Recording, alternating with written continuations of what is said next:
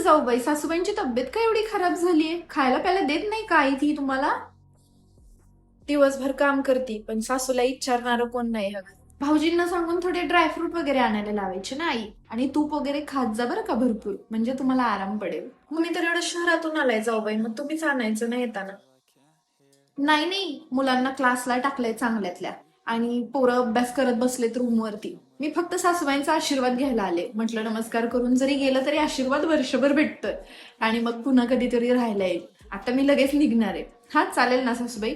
मला तर काहीच बनवायला वेळ भेटत नाही. आणि आईंना काय खायला आणायला पण मला आज वेळ भेटला नाही. नेक्स्ट टाइम येताना घेऊन येते हा. तिला जरा वाईच कुरड्या आणि पापड्या दे उन्हाळ्यात केलेल्या. शहरात माझी पोरं नातवंड तरी खातात. जा दे, आणते. हे घ्या.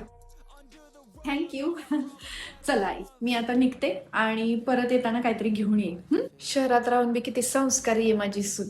माझा आशीर्वाद घ्यायला आली होती.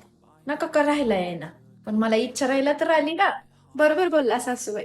जी जवळ राहून आयुष्यभर सेवा करते ना, ती तुम्हाला कधीच चांगली नाही वाटणार. पण जी लांबून येऊन 2 मिनिटं तुमच्याशी गोडगोड बोलते, तिला मात्र तुम्ही पोतीच्या पोती भरून देणार. आणि सून लहान असो वा मोठी, जी लांबून येते ना, तिचाच आदर सत्कार चांगला केला जातो. आणि जी जवळ राहून आयुष्यभर सेवा करते, तिला मात्र टोमण्यांशिवाय दुसरं काहीच भेटत नाही.